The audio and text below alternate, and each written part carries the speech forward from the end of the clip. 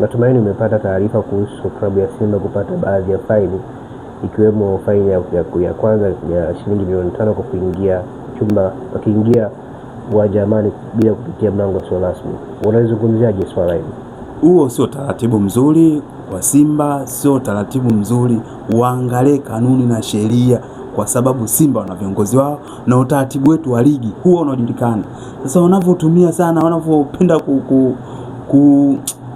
kufanya vitu ambavyo haviko sawa, hata timu zingine wanaziharibu kisaikolojia, kwa sababu Simba ni timu kubwa, lakini huwa wanaamini sana masuala ya kishirikina ambayo yanaleta taswira mbaya katika ligi yetu. Ndugu Chemsha Bongo, nasikia kuna faini nyingine imetozwa baada ya Simba kuingia chumba cha mkutano wa waandishi wa habari bila utaratibu maalum kwa kufanya mambo yao kabla ya mechi kuanza. Unazungumziaje swala? Sasa kwa nini Simba huwa wanajirudia matukio ya ajabu? Wamefanya hili kabla halijaisha, wanafanya jambo lingine.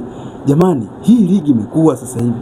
Tusifikie wakati tunaharibu vijana wetu tunayewakuza. Haya mazingira sio mazuri. Ndugu Chemsha Bongo, licha kuingia chumba hicho cha mkutano wa waandishi wa habari, ndugu mabouncer walinzi wa Simba wamevunja mlango. Walivunja mlango kuingia huko. Unaonaje hiyo mwandishi wa habari? Sijasikia, ndo nakusikia wewe sasa hivi. Nashangaa utaratibu mpaka sasa hivi wanafikia kuvunja mlango tena. Kuona kusoma faini ambazo Simba wamepata ni moja hapo ya kuvunja mlango. Hizo habari sijazipitia vizuri, ndo kwanza unanielekeza wewe. Ina maana tena wamekuja kuvunja mlango tena? Na vipi kuhusu walinzi wa Simba na Yanga kupigana kurushana? Hiyo nilisikia mabouncer wa Simba ndo wakorofi mara nyingi, na hisi ndo walileta mtafaruku wote. Ni mabouncer kweli wa Simba wanaohakika ni wakorofi? Wao ndo mabouncer huwa mara nyingi wanafanya matukio. Wewe unakumbuka safari ile walimwadi vitu wakanushana wakapigana tena na Waarabu. Sasa kwenye walinzi pale wanahusikaje kwenye kurusha viti walinzi wa Simba? Kurusha viti wao ukorofi, yani wameshauzoea, na hali hiyo hakuna mtu anayeshangaa ukisema matukio ya Bongo. Wale walikuwa ni washabiki, sio walinzi wa Simba. Washabiki na walinzi wao yani wale wanaungana, ni kitu kimoja. Mashabiki na walinzi waweze kutofautisha watu wa Simba, nyoyo zao ndo zilivyo. Licha walinzi nao kuonekana kutupiana maneno, sana kupigana. Vipo na mzungumzaji mchezaji David Kameta Duchu, ni beki mzuri, na kwa naye amehusishwa kwa masuala kama haya ambayo kitaaluma yake na hisi tamshushia vitu. Unazungumzia mwandishi? Mimi mwenyewe nimeshangaa jambo hili. Duchu anaenda kumwaga mchele kweli? Mchezaji mkubwa anaenda kumwaga mchele Inaleta taswira gani? Afu na video zimesambaa. Inaonekana ni maji, ni kemikali kuonyesha kwamba kuna namna alikuwa anafanya mambo yao. Ni imani za kishirikina ambazo watu wengi kuna uhakika, lakini namna TFF na bodi ya ligi kutoa adhabu hiyo, unazungumziaje?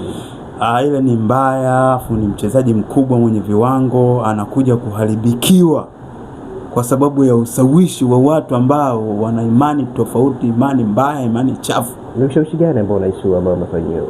Yule amemsawishi na watu wenye taaluma za ovyo, kwa sababu wewe mchezaji mkubwa, una taaluma zako, una mambo yako, una future kwenda mbali, unaonekana tena nani atakuchukua kwa mazingira haya? Lazima ujitathmini mchezaji. Lakini mambo kama haya kwenye dabi inaonekana mambo ya kawaida sana. Vipi kuhusu faini zinakuwa kwa upande mmoja wa Simba tu? Unahisi kwamba Yanga hao hawawezi kufanya vitu kama hivi? Yanga wamestarabika, na Yanga kuhusu mambo hayo hawana kabisa. Wewe ushakuona matukio ya Yanga, mara wamefanya hivi, mara wamefanya hivi. Yanga kuna watu wa nidhamu ya hali ya juu kwenye bodi yao, wako sahihi, wanafanya vitu vya renki ya hali ya juu, wanajua wanaenda wapi na wanataka wafanye nini. Lakini Simba huwa wanajirudia matukio yao ya ajabu. Shida ni nini? Kwa nini wasipigwe faini ya kukaa miezi 3 wasicheze mpira? Kwa sababu hii hali inachafua hali ya hewa ya taifa la Tanzania. Ndugu Chemsha Bongo, kweli unasema miezi 3 wasicheze mpira ni sawa kweli? Ni sahihi. Kwa sababu mtu mmoja ni sahihi. Wakipigwa faini hata miezi 3 wasicheze mpira na wasijihusishe na mpira, kwa sababu matukio ya haya yanachafua taifa kiujumla. Taifa linakuwa linaharibika, watu wa hovyo wapo wengi. Inaonekana hii adhabu ndogo huwa wanajiandaa, wanafanya tukio, wanajua tutalipa milioni 5, tutalipa shilingi ngapi. Kwa sababu unakwambia haya matukio ambao wanayafanya Simba, wanajua kabisa kwamba tunafanya matukio na faini yake ikihizi, wanafanya makusudi. Wanafanya matukio, na ndio maana mpira wao safari hii hawajafika kokote. Hali yao ilikuwa ni ngumu. Unaona kabisa hata uchezaji wao ilikuwa ni tofauti kabisa.